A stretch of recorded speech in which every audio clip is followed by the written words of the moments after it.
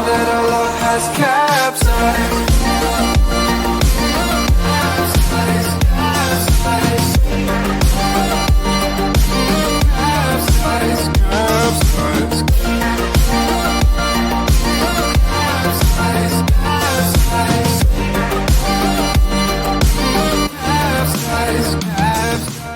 Well, this is my second day in Ho Chi Minh City. I'm at my wife's home and I've been playing with her dog since I got up. This female dog has been raised by my wife for about 10 years and her name is Hoa Hoa. After playing with Hoa Hoa, we decided to go out for breakfast. I told my wife that I'm really into Vietnamese sandwiches, so she took me to a stall to buy one. In Vietnamese cuisine, banh mi is a short baguette with a thin, crispy crust and a soft, airy texture. It's usually split lengthwise and filled with meat and savory ingredients, similar to a submarine sandwich, and is served as a meal. Every stall has its own recipe for making banh mi, so the flavor might vary depending on where you buy it. However, most banh mi sandwiches include meat and vegetables as the main ingredients, which are essential to creating this iconic dish.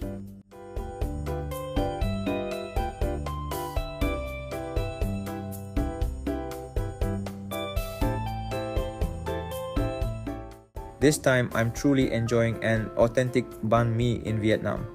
I used to eat this dish while working abroad, but having it here feels even more special. It's absolutely delicious and I'd give it 8 out of 10. So guys, don't forget to try it when you're traveling in Vietnam.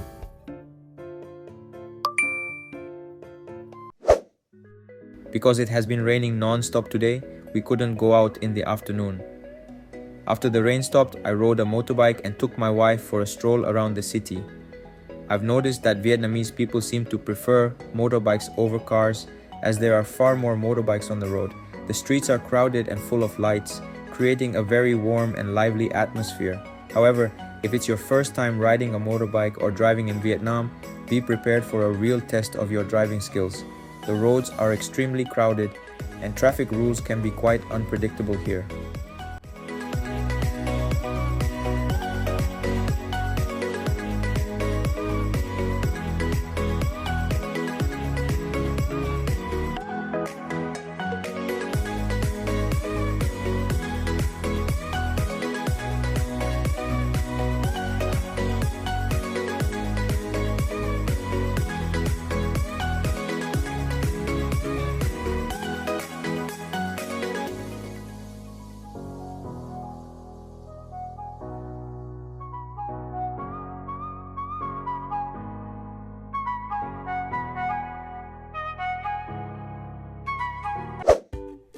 Finally, we arrived at Ho Ti Ki Night Market, located in District 10 of Ho Chi Minh City.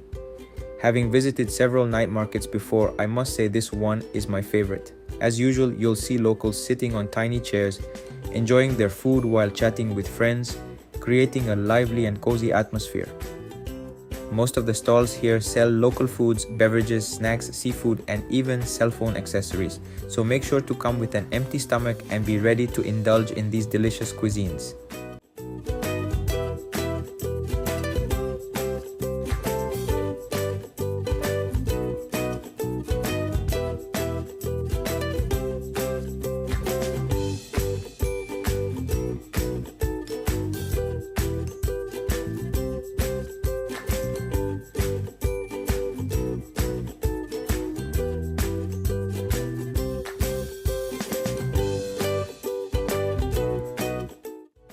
This is the most unusual food I've come across here, so I decided to give it a try to see how it tastes. In my opinion, it's just regular bread shaped like a male sensitive organ with some mayonnaise drizzled on top. But that's okay. When you're traveling, it's all about stepping out of your comfort zone and trying things that are different from what you're used to at home. It turned out to be a fun and unique experience. I give this snack 6.5 out of 10.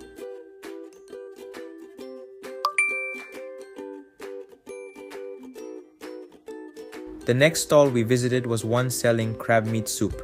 If you've watched my first day vlog, you'll know this is the same dish I had before. We ordered a bowl of crab meat soup and 2 pieces of Vietnamese rolls. In the end, local foods always win my heart. These two dishes earned a solid 8 out of 10 from me. Absolutely delicious.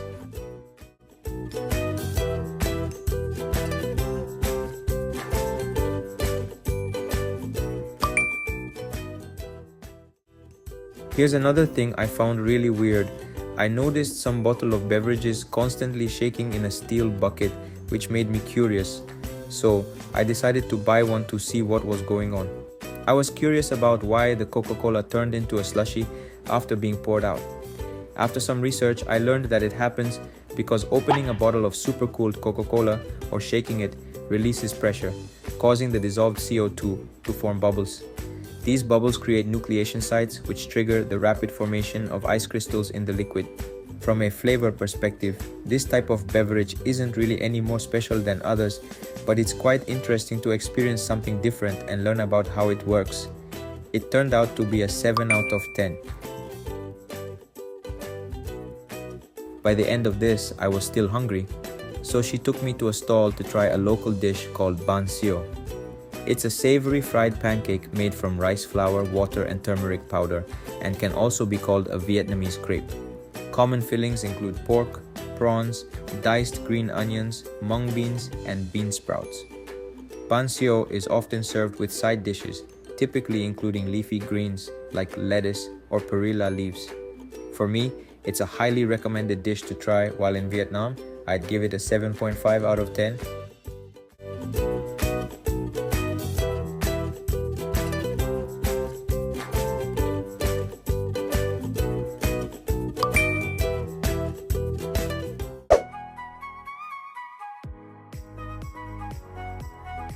Since we've already filled our stomachs, it's time to take a walk, and here we are at Bie Vien Walking Street, which is located in District 1, Ho Chi Minh City.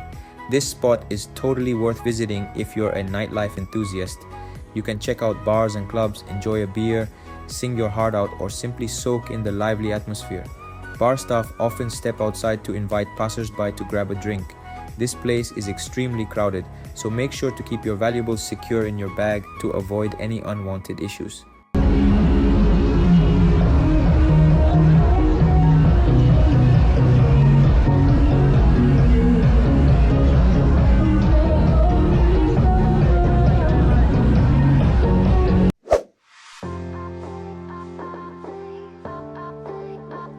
Since neither of us is into nightlife, we decided to take a hop-on hop-off bus to enjoy the views of Ho Chi Minh City.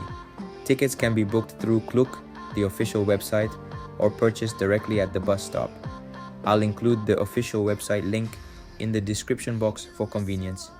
At night, the bus stops at Nguyen Hue Walking Street, located at 9296 Nguyen Hue, P. Ben Ingi, District 1, and departs every 30 minutes.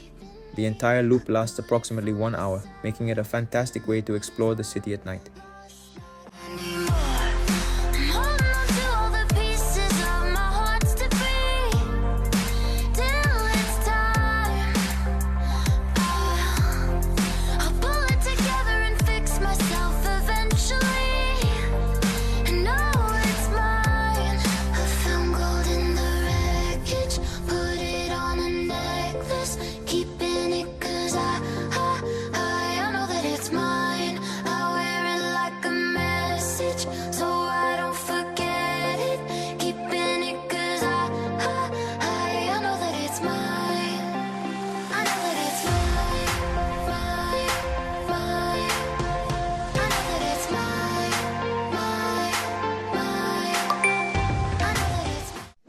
Good morning, guys.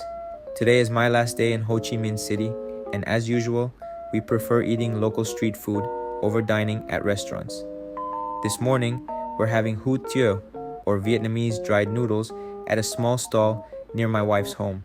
Be mindful when using the wet tissues provided, as they aren't free. Typically, the stall staff will place them on your table without asking if you want to use them. If you do, you'll be charged extra.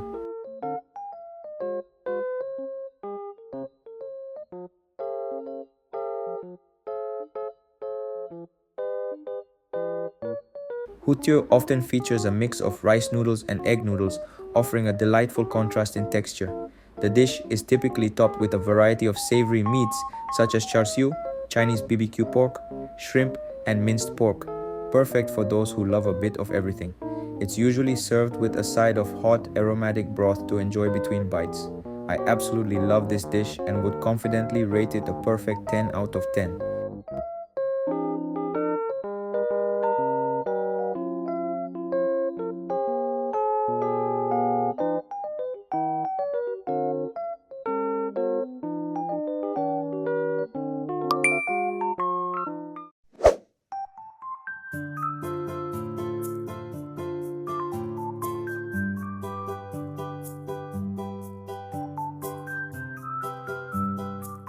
It's a pity that it rained all day again in the afternoon, limiting my exploration to the evening. However, I don't mind as long as I get to go out at night. Right now, we're heading to Ben Thanh Market. Ben Thanh Market is located in the center of Ho Chi Minh City, District 1. The market is one of the earliest surviving structures in Ho Chi Minh City and an important symbol of the city. It operates all year round and opens at around 6 a.m. every day until the official closing time at 6 p.m. After 6 p.m., the day market transitions into a night market which runs until 10 p.m. As the largest retail market in Saigon, with nearly 1,450 stalls, Ben Thanh Market is renowned for its wide variety of products. You'll find everything here, from clothing, accessories, and dried specialties to handicrafts and fresh fruits.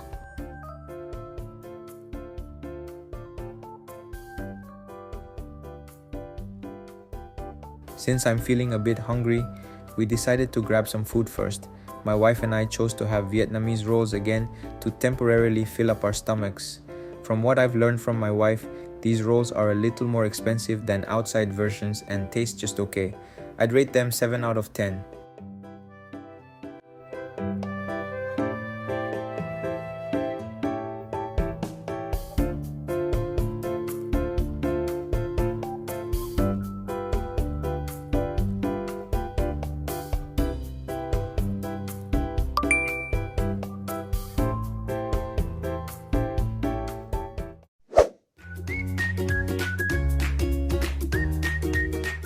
Let's move on to a place called Okangon, where Ok means snails and Ngon means delicious.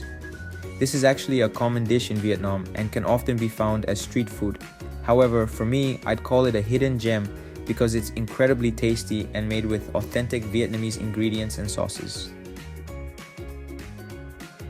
My wife ordered 4 dishes: steamed clams with lemongrass, fried water spinach with garlic, roasted sentinel crab with chili, and stir-fried blood cockles with tamarind. I've never eaten seafood made from these ingredients in my home country, so these dishes felt really special to me. I believe that if you book a travel tour through a tour agency, they might not take you to a place like this. I suggest that if you're traveling to Ho Chi Minh City, please try local cuisine like this. It will surprise you. I would give these dishes a perfect 10 out of 10.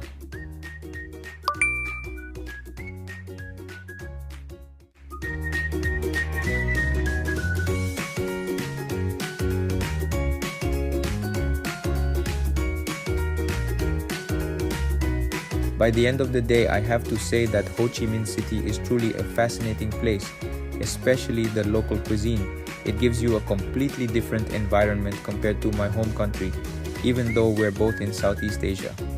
Although I've only traveled to Ho Chi Minh City so far, I believe there's so much more to explore in other cities. Hopefully I can travel more around Vietnam soon. See you in the next vlog, everyone. Moi moi.